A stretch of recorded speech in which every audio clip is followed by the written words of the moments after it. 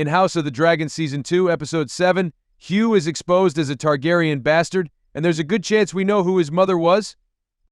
Throughout Season 2 of the Game of Thrones prequel, the blacksmith known as Hugh the Hammer in Martin's Fire Blood has grown in significance, and the Dragon Seed story benefits greatly from this. In the Red Sowing, Hugh succeeds in claiming the dragon Vermithor, thereby joining Team Black as a new dragonrider. Hugh's life and past are discussed in more detail before that, including the tragic news that his daughter passed away off-screen. Interestingly, he also admits that he knew his mother, revealing that she was a Targaryen in addition to the fact that he is a bastard. Although it's not stated clearly, Fire Blood suggests a possibility. It is highly probable that Sarah Targaryen, one of King Jaehaerys the First Targaryen's daughters and Queen Allison, was Hugh's mother in House of the Dragon. Hugh mentions to his wife that his mother called him brothers boys, Viserys and Daemon. This would imply that her brother was Balon Targaryen, Jaehaerys' fourth child, who, by the way, was highly unlikely to have any bastards of his own, which is why Sarah fit the bill better. Sarah was banished to Old Town in the hopes that the Faith would be able to appropriately discipline and rectify her behavior. However, she managed to get away and managed to travel to Lys, where she began working in a brothel. Sarah is the obvious choice because, as Hugh claims, his mother worked in a pleasure house, something Sarah did as well. Jaehaerys and Allison had 13 children in total, though some of them passed away at a very young age. She was always a wild and disobedient child, and as she got older, so was she even now. Sarah eventually became embroiled in a legal controversy in which she played a practical joke on the court fool at a brothel and later admitted to having several men and losing her virginity. Sarah was banished to Old Town in the hopes that the Faith would be able to appropriately discipline and rectify her behavior. However, she managed to get away and managed to travel to Lys, where she began working in a brothel. Sarah never went back to King's Landing, but 3 of her bastard sons showed up to stake their claims at the Great Council of 101 AC, which was called to determine Jaehaerys' heir. As far as we know, Hugh was not one of those, but it does provide ample proof that she had bastard children, so it is not at all unreasonable to assume that Hugh is one. Hugh's transformation into Vermithor's dragonrider makes sense given that he is a Targaryen bastard and moreover the son of Sarah. Given that Jaehaerys was Vermithor's first and thus far only dragonrider, it indicates that he has a special bond with his grandfather's dragon. However, there's also a strong sense of irony in the fact that the dragon belongs to Sarah's child. Jaehaerys effectively disowned her after learning that she had started working in sex and said she had always been a ware. Decades later, when her son claims Jaehaerys' dragon, it's a bit of a FKU to the king, but it's also possible that he was hinting at a potential reconciliation. As he aged, Jaehaerys became disoriented, and towards the end of his life he would frequently confuse his Sarah with his caregiver, Allison Hightower. Hughes claimed that Vermithor in House of the Dragon recognized his mother could have an additional meaning if it was because Vermithor missed his daughter and desired to make amends.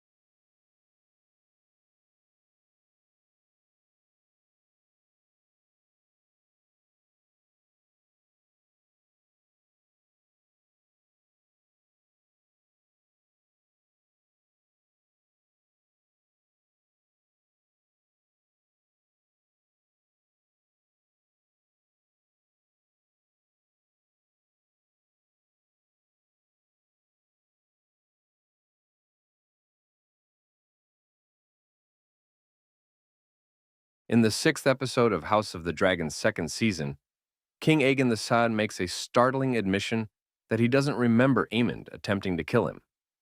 King Aegon has been recuperating since the Battle of Rook's Rest, the first dragon battle of the war, where the Blacks and Greens squared off on the field. When Aemond arrived and used dragonfire to target Aegon, it was at a critical point in the battle that Aegon felt betrayed by his younger brother. Aegon was set on fire, knocked to the ground, and suffered severe injuries, but he lived.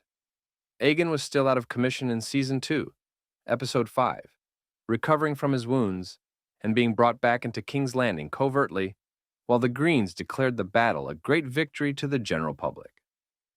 Aemond took the throne from his brother and was crowned Prince Regent while the king was away. So by all measures, it was worth the betrayal. At the conclusion of House of the Dragon Season 2, Episode 6, Aegon awakens and Aemond goes to his older brother's bedside to ask him about his memories of the battle. When Aemond asks his brother what he can recall, Aegon replies that he has no memory at all. Even though in this case some short-term memory loss wouldn't be impossible, Aegon appears to be lying in order to appease his younger brother. Aemond is currently the most powerful person in King's Landing. He rides the biggest dragon, sits on the Iron Throne, and is widely regarded as the legitimate heir. It would be a messy situation if Aemond killed Aegon while he was sleeping, but he now has enough personal power to possibly get away with it. Aegon too is terrified by this fact, and the only way to survive, at least until he can gather up his strength, is to comply with his brother's wishes. Similarly, even though Aemond might be able to get away with killing Aegon, it would be safer to keep him alive because Aemond isn't a threat to him right now. Killing Aegon now would probably cause problems for Allison that he can't afford to deal with, especially since he seems to know that Aemond is betraying him. Meanwhile, Rhaenyra and Daemon would need to gather forces to fight King's Landing and the Greens. In the House of the Dragon, Aemond, Ewan Mitchell, assumes the role of the king in the small council. Image from Season 2, Episode 5. Max.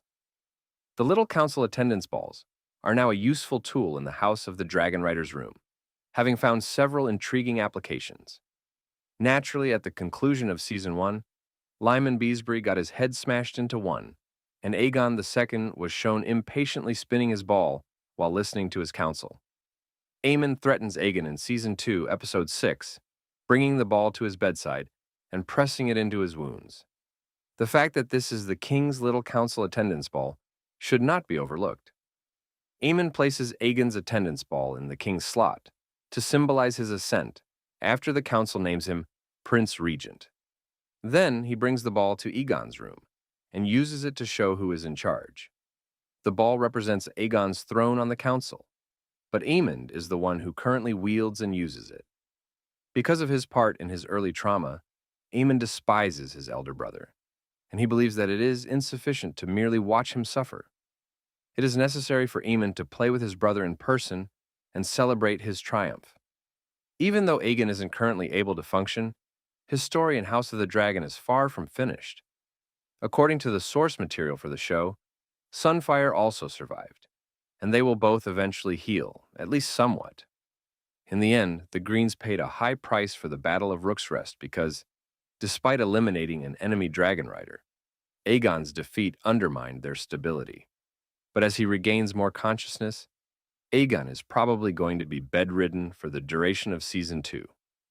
House of the Dragon will probably move away from Aegon II's character until he heals and concentrate more on the new characters from Season 2, such as the Dragon Seeds. But since Aegon remains king during the Dance of the Dragons, he ought to be a significant player for the duration of each season. Aegon will show up in different forms as armies move and positions shift, but his significance as the Green's namesake will never fade.